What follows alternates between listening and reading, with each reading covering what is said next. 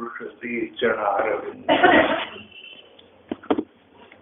सरस माधुरी शरण जी का पाठ प्रसंग चल रहा है। प्रसंग सभी भाई बहनों को पता है। सारे धर्म ग्रंथों का सार भागवत माना गया है। भागवत शुकदेव जी ने सुनाई थी। शुकदेव जी का अपना इतिहास है। श्री राधा कृष्ण अपने नित्य धाम में, नित्य वृंदावन में लीलाएं करते रहते हैं। ऐसी अंतरंग लीलाएं भी होती है जिनमें सभी सखा सखियों को सम्मिलित होने का अधिकार नहीं होता। वन वाटिकाओं में, उपवनों में, बगीचों में पशु पक्षी तो वहां होते हैं, पर सभी सखा सखी वहां नहीं होते। कहते हैं शुकदेव जी ने अपने को एक शुक के रूप में अपनी योग सिद्धि सत्य को तोता बना लिया। एक वृक्ष पर जा बैठे और श्री राधा कृष्ण की अंतरंग लीलाओं का रस पान करते रहे। श्री राधा कृष्ण को पता लगा, वे प्रसन्न हुए। उनकी इतनी दृढ़ निष्ठा, इतनी त्वरा, इतनी लालसा, प्रसन्न हुए।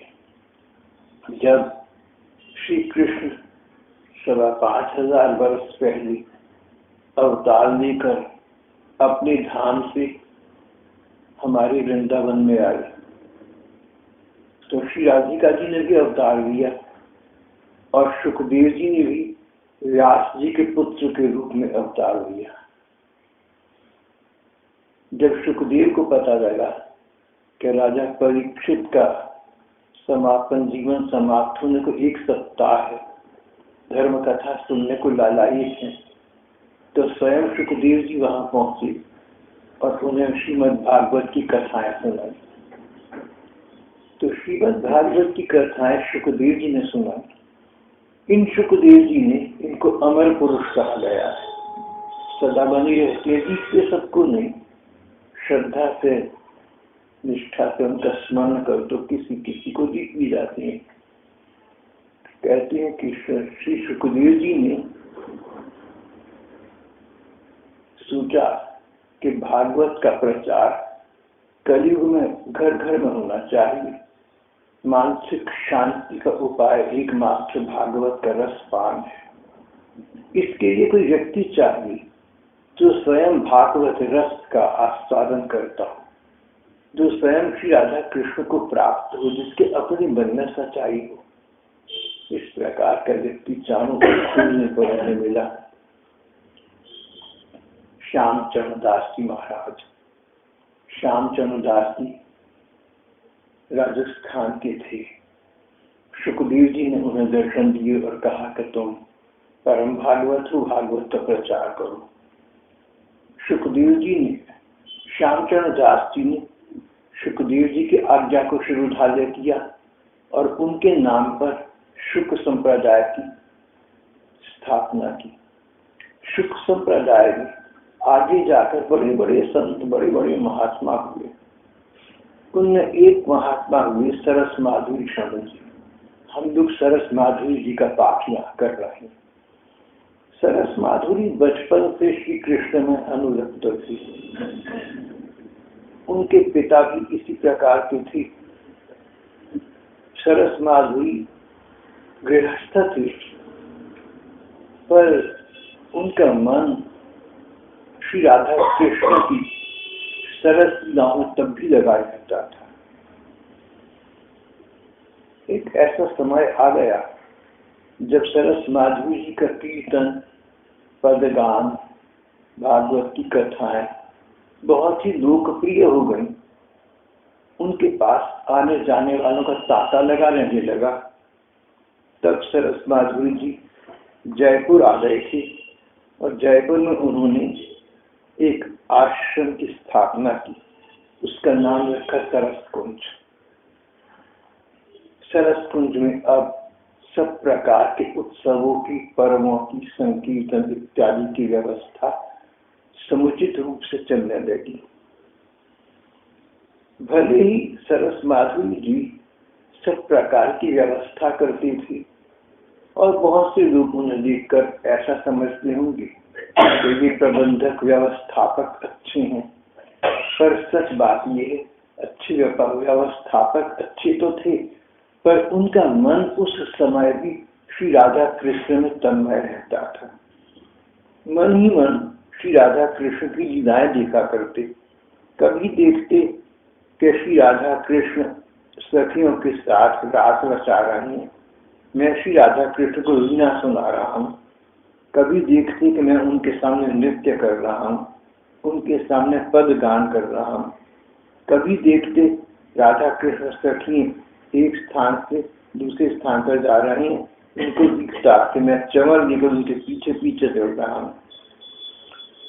कभी उनको पान की डिब्बी अर्पित करते, कभी इत्र की शीशी लिए उनके पीछे जाते, कभी कभी रुमाल से भौरों को उड़ाते। इस प्रकार मानसिक स्तर पर उन्हें श्री राधा कृष्ण की लीलाओं के बड़े स्पष्ट दर्शन हुआ करते थे। इतना प्रसंग हम पहले कर चुके हैं, कल तक कर चुके हैं। सरस माधुरी जी के पास एक चित्रपट था, एक राधा, एक भगवान कृष्ण की तस्वीर थी, एक चित्रपट था। वर्षा की ऋतु आई, चित्रपट के पीछे लगा काष्ठ कड़ा हो गया। एक दिन चित्रपट वाली ठाकुर ने सरस माधुरी को स्वप्न दर्शन दिया। उनसे कहा कि तुमने मुझे कहाँ विराज दिया?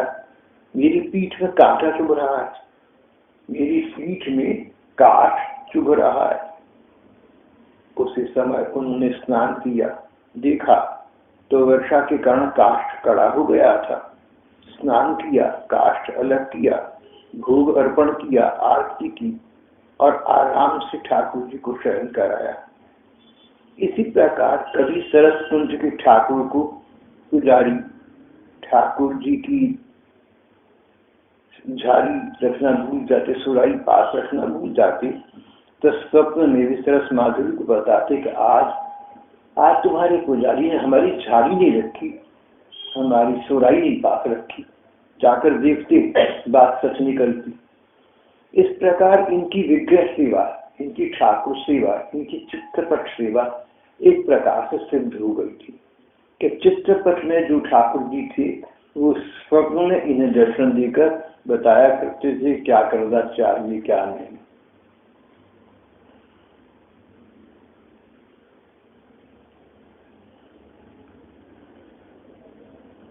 सरस माधुरी जी की प्रसिद्धि पराकाष्ठा पर चारों दिशाओं में इसका नाम फैल गया।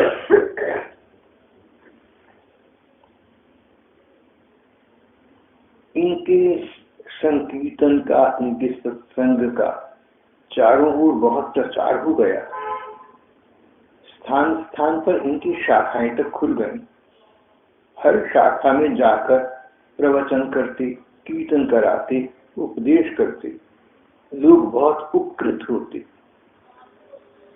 सरस माधुरी जी शुक्र संप्रदाय के थे, पर उन्हें संप्रदाय की संकीर्णता नहीं थी, तंगदिली नहीं थी। सभी संप्रदायों का उतना ही आदर करते थे जितना अपने संप्रदाय का। इनके पास प्रकार प्रकार के व्यक्ति आते भगवान का साधना मार्ग पूछने के लिए। जो जिस संप्रदाय का होता उसको उसके अनुसार उपदेश देते थे। अपने संप्रदाय के सिद्धांत तो किसी पर थोपते नहीं थे। जो जिस संप्रदाय का था उस संप्रदाय के अनुकूल उसका मार्गदर्शन करते थे। उनके अपने स्थान पर भी भक्तों का समागम दिनों दिन बढ़ता गया। ज्ञानी, योगी, यहाँ तक कि चंद मुसलमान भी उनके समाज में अक्सर जुट जाया करते। मुसलमानों के सहयोग से उनके सत्संग में कव्वालियों का कार्यक्रम भी कभी कभी हुआ करता था। आने जाने वालों की सेवा सरस माधुरी जी बड़े यत्न से किया करते थे। सरस माधुरी चरण जी के गुरु बलदेव दास जी थे।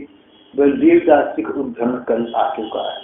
बलदेव दास जी वृंदावन रहते थे और उनकी सरस माधुरी के प्रति बहुत प्रीति थी। उनको लगता था कि ये मेरा शिष्य ऐसा है जो ठाकुर जी का 24 घंटे ध्यान करता है, और अगर ये संसार में ठाकुर जी का, भगवान का प्रचार करे तो लोगों पर प्रभाव पड़ेगा। जो व्यक्ति वस्तु को प्राप्त कर ली और फिर उसके विषय में बतलाए, उसका प्रभाव पड़ जाता है। बलदेव दास का ऐसा विचार था। सरस माधुरी ठाकुर के नित्य चिंतन में लगा रहता है। अगर ये लोगों को कहेगा, नित्य चिंतन करने के लिए कहेगा, कीर्तन के लिए कहेगा, अच्छे काम में लगने के लिए कहेगा, तो लोगों पर इसका प्रभाव पड़ेगा। जिन लोगों के अपने जीवन में वस्तु नहीं है, उसका उपदेश करते हैं, उनका उतना प्रभाव नहीं पड़ता। थोड़ी देर को भले ही पड़ जाए, पर स्थायी प्रभाव नहीं पड़ता। लेकिन जिस व्यक्ति के जीवन में, जिसके मन में भगवान नाम है और फिर वो अपने अनुभव से उसका प्रचार करे, उसका प्रभाव चिरस्थायी होता है, देर तक पड़ा रहता है। बलदेव दास जी महाराज ने सरस माधुरी को इस योग्य समझा, उनको शिष्य बनाया था। कभी कभी इनके घर भी आ जाया करते थे, और जब देखते कि सरस माधुरी के यहाँ भक्त आ रहे हैं, उत्सव हो रहे हैं, तो बहुत प्रसन्न होते।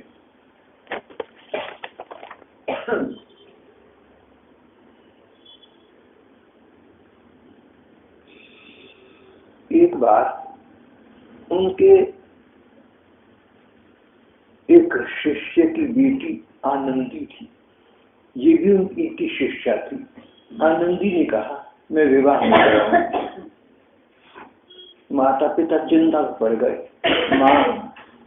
माँ इनकी शरण में आ गई। मेरी बेटी कहती है मैं विवाह नहीं कराऊंगी, ठाकुर जी में लगूंगी, मेरी इच्छा है कि विवाह जरूर कराए। सरस माधुरी जी के गुरुदेव बलदेव जी ने कहा कि बेटा चिंता न करो, तुम्हारी बेटी से मैं बात करूंगा। फिर बेटी को समझाया। बेटी का नाम था आनंदी। बोले, आनंदी तुझे मेरे पर तो विश्वास है ना? तो वो हंस पड़ी। बोली, आप पर विश्वास किसका नहीं है? आप पर तो पूर्ण विश्वास है। विश्वास की क्या बात, आप पर में भगवान जैसे लगती है। बोले, फिर तू ऐसा कर, मेरा कहना मान।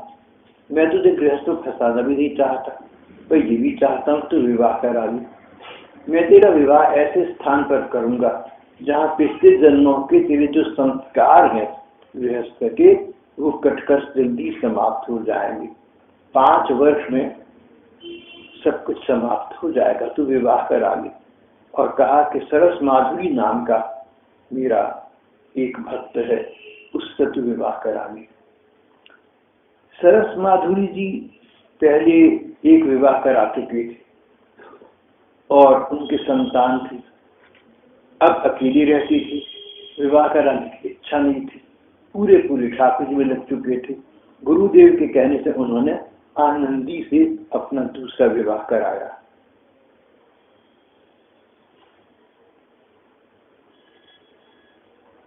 बलदेव दास जी ने आनंदी से कहा था कि विवाह के पश्चात तू 5 वर्ष पर जीवित रहेगी, उसके बाद तेरा शरीर शांत हो जाएगा। तेरे 2 पुत्र होंगे, पहला होकर जल्दी समाप्त हो जाएगा और दूसरा तो सुख संप्रदाय का नेतृत्व करेगा, बड़ा संत होगा, बड़ा भक्त होगा।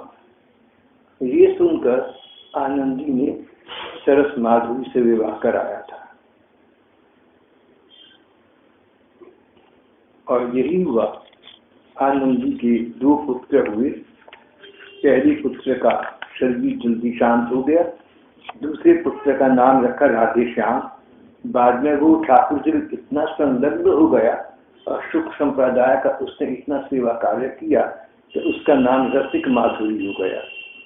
इसके बाद 5 वर्ष बीत चुके थे। आनंदी अपने भगवत धाम को चली गई। बच्चों के पालन पोषण के लिए सरस माधुरी की सास अपने बेटे रूपनारायण के साथ सरस माधुरी के घर रहने लगी। सरस माधुरी अपने विचारों पर बड़े दृढ़ रहते थे। उनका सुदृढ़ विचार ये था कि जो होता है व्यक्ति के जीवन में गुरु कृपा से होता है। उस समय गुरु भी सच्चे होते थे, शिष्य भी सच्चे होते थे, तो बात तो ठीक थी उनकी।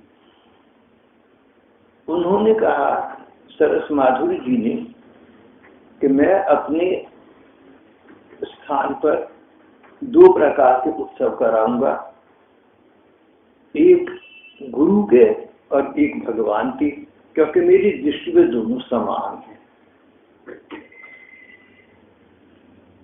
सरस माधुरी का अपने गुरु बलदेव दास जी के लिए इतना प्रगाढ़ भाव बन गया, जहां तक कह गए कि हर भगवान का हरि, अगर भगवान के करोड़ नाम जपें और मेरे गुरु जी का एक बार, तो वो एक बार का नाम भगवान के करोड़ नाम के बराबर है। श्रद्धा पता लगती, भावना पता लगती है। कोटि नाम हरि के जपें एक आचार्य नाम, तुझे नहीं समता सुखी जपो रसिक निषिधाम। कोटि जन्म उत्सव हरि गुरु उत्सव परवार। भगवान के अगर हम बहुत सारे उत्सव करें और गुरु जी का एक उत्सव कर दे तो एक उत्सव ही पर्याप्त है, अनेक उत्सवों के बराबर है। एक रसना नहीं कह सके महिमा अपरंपार। गुरुदेव की महिमा इतनी अपरंपार है, हमारी समझ में पूरी आ नहीं सकती। बस हम तो सोच सकते हैं कि गुरु जी हैं, हम उन्हें समझ नहीं पाते, पर हैं वो इसी प्रकार के। इस प्रसंग में प्रसंगवश एक बात, जवाहरलाल नेहरू ने गांधी जी के बारे में एक स्थान पर कहा, I am not able to understand him always, I am not able to always understand him, but I admire him every time. मैं गांधी जी की बातों की गहराई को कई बार समझ नहीं पाता, लेकिन सराहता हूँ, जानता हूँ कि बात ठीक है और बात अच्छी है। गांधी जी की बात को भले ही मैं समझ न पाऊँ, लेकिन ये जानता हूँ कि ठीक और अच्छी बात हो रही है जो गांधी जी कह रहे हैं। भाव जवाहरलाल का ये था कि बड़े आदमी सोच समझ कर बात करते, उसमें गहराई होती है, सबके समझ में नहीं आती। इसी प्रकार सरस माधुरी ने अपने गुरुदेव बलदेव दास जी के विषय में कहा कि उनकी महिमा को हम भला क्या कह सकते हैं, लेकिन जो वो दिशा दर्शन करते हैं, जो बात कहते हैं, ठीक और अच्छी होती है।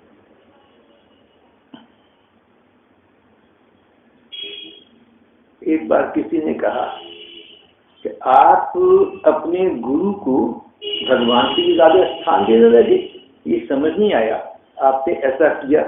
बोले अच्छा देखो, भगवान के रोम रोम में ब्रह्मांड है, भगवान के रोम रोम में बड़े बड़े ब्रह्मांड हैं, लेकिन गुरुदेव के रोम रोम में स्वयं श्री राधा कृष्ण है, तो कौन सा बड़ा हुआ? एक के रोम रोम में दुनिया है, सारी ब्रह्मांड है, और दूसरे के रोम रोम ठाकुर जी है, कौन सा बड़ा हुआ? तो बोले भाई हमारी गुरु जी ठाकुर जी से बड़े हैं। उनकी गुरु निष्ठा पर सारा भक्ति जगत चकित हो गया।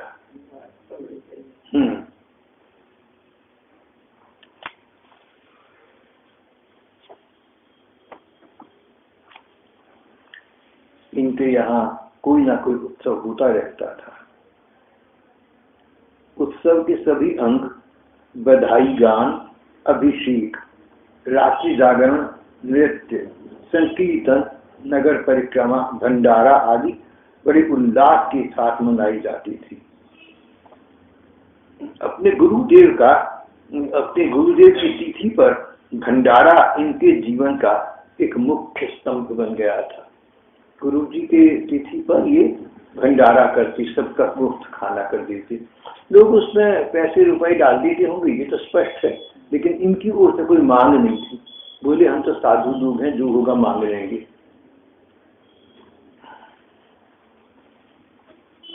अपने गुरु जी की तिथि पर ये बहुत बड़ा उत्सव करते थे, बड़ी बड़ी लोगों को बुलाते थे, दूर दूर से सबको बुलाते थे। साधु संत सतगुरु ढिग आवे, कर सम्मान निकट बैठावे।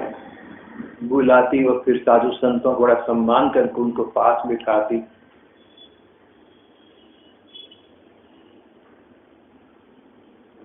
स्वयं नृत्य करती, संकीर्तन करती, रात को जागरण करती, भाव सागर में डूबे रहती।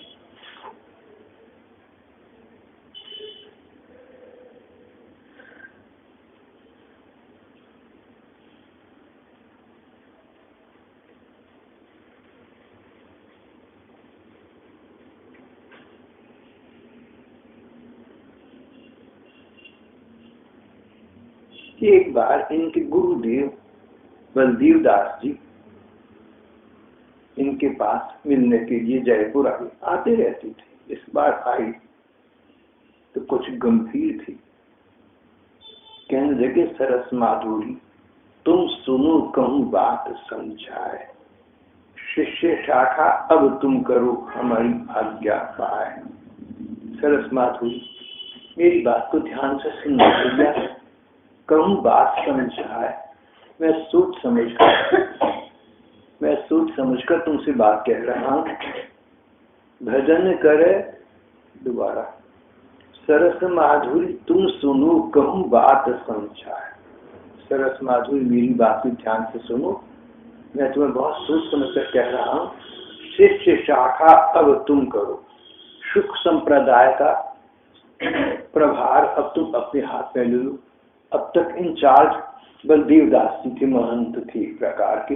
बोले, मेरे स्थान पर ये जगह तुम ले लो, हमारी आज्ञा पाए, इसको मेरी आज्ञा समझो। गुरु जी की आज्ञा का तो ये पालन बहुत करते थे।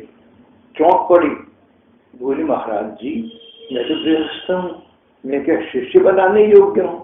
मैं तो स्वयं गृहस्थ हूँ, तो मैं भला सुख संप्रदाय का प्रवर्तक कैसे बनूंगा? सुखदेव जी तो विरक्त थे, श्यामचंद्र दास जी विरक्त थे, मैं गृहस्थ हूँ, आप भी विरक्त हैं, आप भला मुझे इस प्रकार कैसे कह सकती हैं? बलदेव दास जी मुस्कुराए, बोले, सरस माधुरी कहा गृही और कहा बैरागी, कौन गृहस्थ और कौन बैरागी है?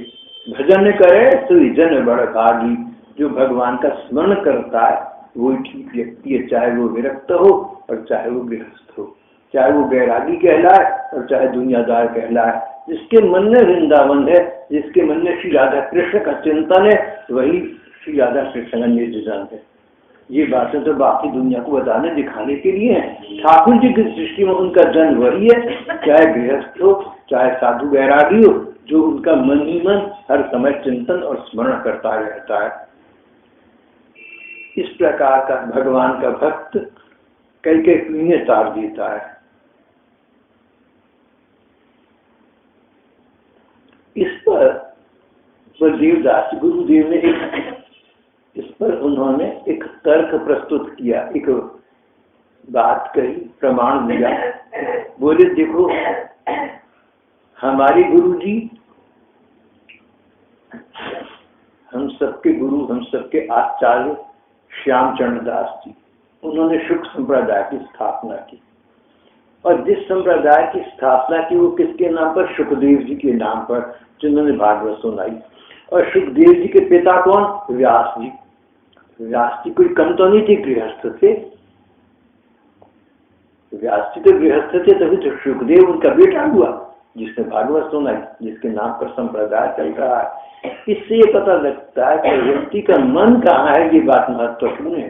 गृहस्थ होना या बैरागी होना ये महत्वपूर्ण नहीं है। महत्वपूर्ण बात ये कि तुम्हारा मन कहाँ रहता है। तो देख, तेरा मन ठाकुर जी में रहता है, मैं इस बात को जानता हूँ, इस चीज मेरी आज्ञा मानकर ये कार्य कर दूं।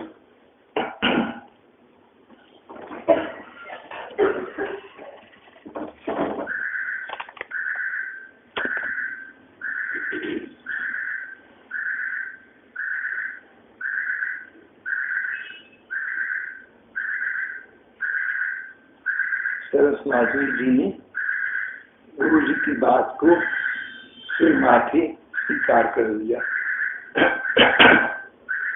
सरस माधुरी जी, इनके यहाँ बड़े बड़े पैसे वाले लोग आते थे, बड़े बड़े पद प्रतिष्ठा वाले लोग आते थे, और साधारण लोग तो आते ही थे। ये बड़े बड़ों का आदर सबका रखते थे, लेकिन भावना देखकर सबके प्रति व्यवहार करती थी। अगर ये देखें कि कोई निर्धन व्यक्ति, कोई गरीब आदमी है, उसकी भावना बड़ी बड़ों से ज्यादा बड़ी है, तो उसको बुलाकर अधिक स्थान देती थी। एक बार गुरु पूर्णिमा का उत्सव हो रहा था, व्यास पूर्णिमा हो रही थी। आजकल जुलाई में आमतौर पर व्यास पूजा या गुरु पूर्णिमा हुआ करती है। एक बार गुरु पूर्णिमा के दिन की बात है, शिष्यों की, सेवकों की, लोगों की बड़ी भीड़ थी। धनी मानी लोग फल फूल मेवा मिठाई भरे थाल के थाल ला रहे थे। सब में एक दूसरे पहले गुरु जी की, सरस माधुरी जी की पूजा करने की होड़ लगी हुई थी। बड़े बड़े लोग बड़े बड़े पैसे की चीजें लेकर इनकी पूजा करने आए हुए थे, इनको गुरु मान रहे थे। इनकी दृष्टि दूर, इनकी दृष्टि उस अपार जन समुदाय में, उस भीड़ भरी निगाह में उन्होंने दूर खड़े एक साधारण से व्यक्ति को देखा, एक निर्धन से व्यक्ति को देखा। तश्तरी में कुछ फूल और 4 बताशे ये संकोच में खड़ा हुआ था। गरीब आदमी था। कुछ फूल डाले तश्तरी एक थाली में और 4 बताशे गुरु जी को अर्पण करूंगा। देखा यहाँ तो बड़े बड़े लोग बड़ी बड़ी चीजें लाए, बेचारा दूर खड़ा हो गया। तो भाई मैं क्या चीज हूँ भला, मेरे पास तो ये सुदामा के तंदूर, मैं क्या करूंगा। संकोचवश दूर खड़ा रहा। सरस माधुरी की दृष्टि न जाने क्यों उस व्यक्ति पर पड़ी। शायद उनको दृष्टि प्राप्त थी, ठीक व्यक्ति को वो भीड़ में पहचान दिया करती थी, जैसे गायों की भीड़ में बछड़ा अपनी माँ को पहचान लेता है।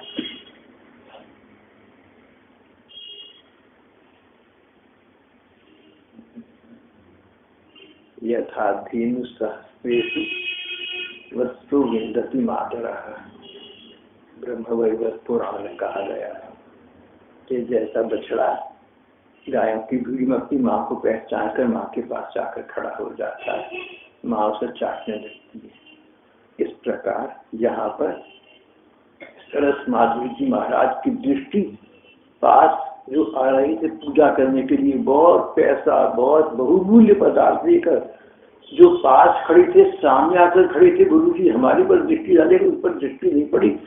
दूर कहीं भीड़ में खड़ी गरीब पर पड़ी, जिसकी थाली में 4 बताशे और 2-4 फूल पड़े थे। उसको कहा कि उस व्यक्ति को बुलाकर पहले लाओ। उस व्यक्ति को पास बुलवाया और बोले भैया ये पूजा का आरंभ तेरे से होगा, भगवान को तो फूल ही पसंद है। पत्रम पुष्पम फलम तोयम योनि भक्त्या प्रयच्छति। जो व्यक्ति भक्ति पूर्वक, जो व्यक्ति प्रेम पूर्वक भगवान को फूल पत्ते पानी अर्पण कर दे, भगवान उसको भी खा जाते हैं। तो परम पूज्य श्री संत गोयंतका जी महाराज इस पर टिप्पणी करके कहते हैं कि देखो भगवान अपने भक्तों को कितना प्रेम करते हैं। भगवान की इस पंक्ति से प्रकट है, कहते जो भक्त प्रेम से मुझे फूल पत्ते पानी कुछ भी अर्पण करता है, खा जाता हूँ। उनको ये भूल के पानी खाने के लिए, पानी तो पीने के लिए, कहते खा जाता हूँ। तो भगवान प्रेम में पागल हुए भक्त के विषय में कहते हैं जो लाएगा मैं खा जाऊंगा, चाहे पानी क्यों ना। अरे पानी तो पीने की चीज है भैया, ये भूल गए। तो यहाँ पर सरस माधुरी की दृष्टि उस निर्धन पर पड़ी, सबको रोककर उसे निकट बुलाया और पूजा का आरंभ उस व्यक्ति से कराया।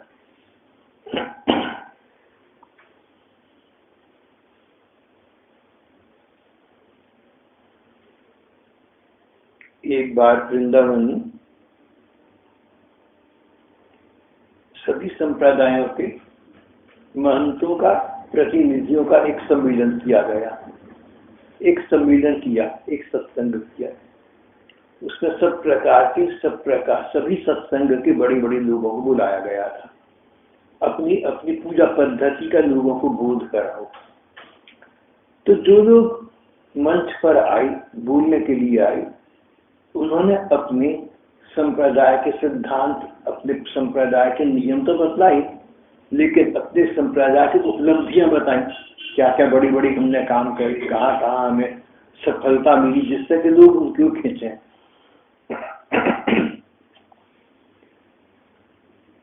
शुक संप्रदाय के शुक संप्रदाय के प्रभारी सरस माधुरी जी महाराज भी वहां विराज रहे थे। नीचे को मुंह किए चुपचाप शांत बैठे रहे। जब बड़े बड़े बोल चुके तो किसी ने इनसे कहा कि सरस माधुरी जी, आपने अपने विषय में कुछ नहीं कहा, आप चुपचाप बैठे, अपने संप्रदाय के विषय में आप भी तो कुछ करिए। तो मुंह उठाकर बोली, भैया हम तो आप लोगों के चरण दासी हैं। श्यामचरण दास जी के जो शिष्य थे वो अपने को चरण दासी कहते थे। श्यामचरण दास जी के चरणों की दासी, गुरु दासी। तो बोले, भैया हम तो चरण दासी हैं, दोनों अर्थ से, श्यामचरण दास जी की दासी हैं और आप लोगों के चरणों की दासी हैं। आप संत महात्मा है, तो जो सच्चा भक्त है वो सभी संत महात्माओं के चरणों की शरण ग्रहण करता है। तो इन्होंने कहा कि हम आप लोगों से क्या कहें, आप लोग चरण दासी हैं। इसको सुनकर वो बड़ी प्रभावित हुए और उन्होंने कहा कि असली संत तो भैया ये है जिसमें इतनी नम्रता है। सारे संत अपने संप्रदाय के सिद्धांत बता रहे थे और बताने के लिए प्रयत्न कर रहे थे कि सुनने वालों को लगे कि सबसे बड़ा संप्रदाय इनका है। अपनी उपलब्धियां, अपनी अचीवमेंट्स बता रहे। ये चुप रहे, कुछ बोले नहीं। पर जब प्रबंधक ने इनसे कहा, मंच मंत्री ने कहा, आप तो कुछ बोले नहीं, आप भी संप्रदाय के विषय में कहीं ना। बोले, भैया हम तो आप लोगों के चरणों के दास हैं, दासी हैं, हम क्या कहेंगे, हम आपके मुकाबले के तो नहीं। सब लोग सुनकर चकित रह गए। बोले, भाई ये सच्चे भगवत भक्त है। विनम्रता भक्त का लक्षण। Humility is the badge of all our tribe. नम्रता, विनम्रता, विनयशीलता, दूसरों का सम्मान रखना।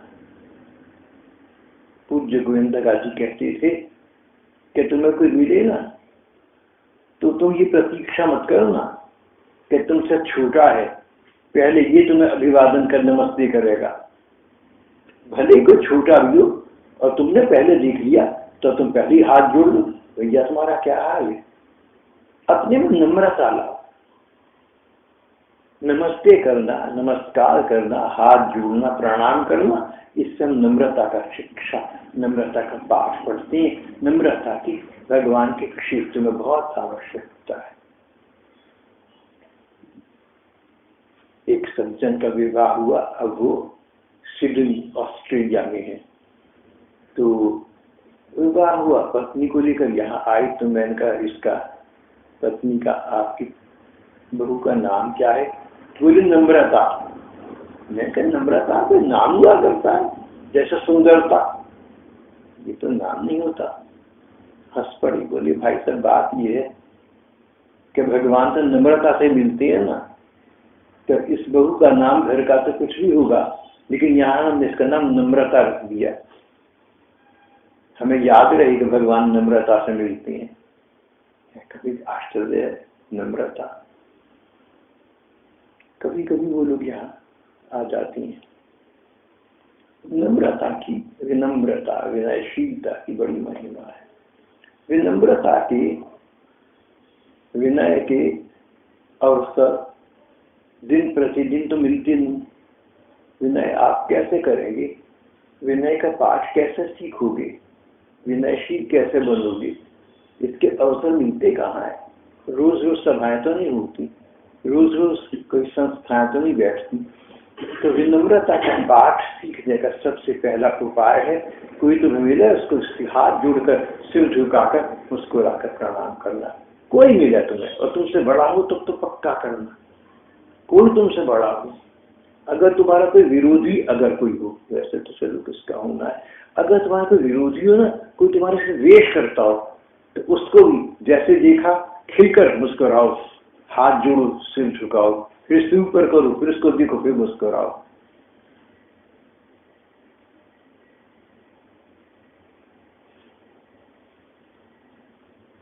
नम्रता की पहली पाठशाला अभिवादन है। अभिवादन, अभिनंदन, नमस्ते राम राम करना, जय राम जी की करना। जो बहनें हैं, विशेषतः छोटी बहनें हैं, उनको सबसे ज्यादा हंसकर बोलना तो समझ की बात इस देश में नहीं है, थोड़ा बहुत हंसना काफी है। क्योंकि मैंने देखा है कि जो बच्ची ने भोलेपन में सबसे मुस्कुराकर बात करती हैं, कई भाई लोग उन्हें गलत समझ लेते हैं कि पता नहीं, देखो जी मुझे मुस्कुरा के बात करे, बड़ा कठिन है, मुस्कुरा के नहीं बात कर सकते। मैंने ऐसा देखा है। तो बुजुर्ग लोग कहते हैं कि जो छोटी उम्र की लड़कियां हैं, सबको नमस्ते नमस्कार तो उन्हें पूरा करना चाहिए, हाथ जोड़ने चाहिए, सिर झुकाने चाहिए, लेकिन ज्यादा हंस हंस कर बातें मत करना तुम। तो तुम ज्यादा हंस हंस कर बातें करने लगी। यही कहती है गुड़िया छोटी हमारी, किससे करनी है किससे नहीं करनी है, अगर अपने को पता ना लगे तो मम्मी से पूछ लेना, जो मम्मी बताए वो ठीक बात है। ये तो वैसे ही भूल गई। बहुत सी बातें पहले न तो पता थी, न सुनकर मन मानता था, लेकिन अब तो देखता हूँ समाज में स्थिति बड़ी विचित्र सी हो गई है, किसी के विषय में कुछ कर ही नहीं सकते हैं। बस या तो अपना मन है और या बड़े बुजुर्ग जो आपके हित चिंतक हैं उनकी राय है।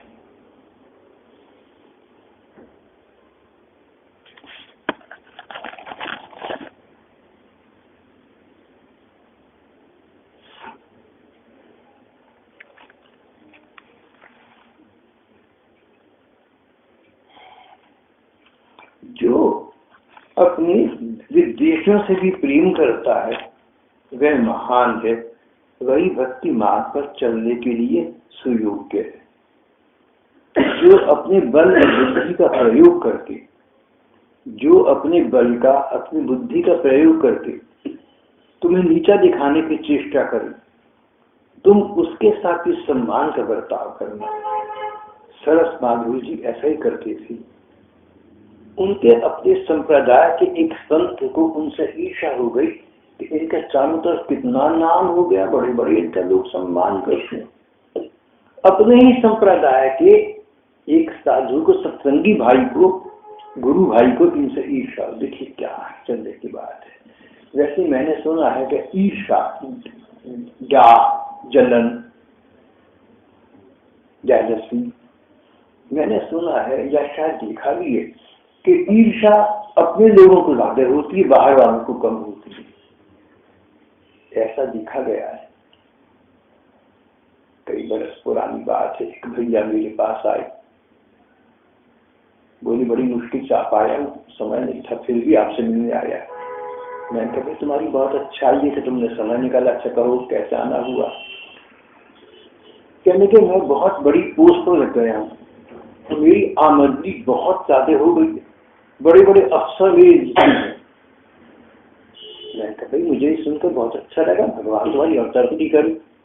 कहने का भाई साहब ऐसी बात है कि जो रिश्तेदार हैं, जब उनको पता लगेगा कि मेरी तनख्वाह उनसे चौगुनी हो गई, सबको ईर्ष्या हो जाएगी, इसके उनको तुम बताने गया नहीं। आपके पास आ गया, बताने को दिल करता था तो मैं अपने शहर से निकल कर आपको बताने आया ये बात। तो ये तो उसने सच कहा था कि उसकी बात सुनकर, उसकी तरक्की सुनकर मुझे अच्छा लगा। किसी की तरक्की हो, किसी को सुख मिले, मुझे अच्छा लगता है। भगवान आप सब लोग तरक्की करें, आपको सुख दें, ऐसा मैं चाहता हूँ। बात उसकी ठीक थी, लेकिन ये बातें जो अपने पास के रिश्तेदार हैं उनको जलसी हो जाएगी, ईर्ष्या हो जाएगी, ऐसा संसार में होते देखा गया। इनको सरस माधुरी जी को अपने संप्रदाय के एक साधु, सरस माधुरी जी महाराज से उनके अपने ही संप्रदाय के एक साधु को ईर्ष्या हो गई और उसने इन्हें बदनाम करने के लिए, चरित्रहीन सिद्ध करने के लिए झूठी बातें लिखकर एक पुस्तिका के रूप में छपवाई और उनको बांटा। लेकिन झूठ का पर्दाफाश हो गया, वो शर्मिंदा हो गया। जब वो इनको सामने आया, क्योंकि इनका सत्संगी था, आश्रम में आता रहता था, जब इनके सामने आया तो शर्मिंदा होकर उसने मुंह नीचे कर लिया, लेकिन इन्होंने गले से लगा लिया। और उसका अभिवादन किया, उसका सम्मान किया।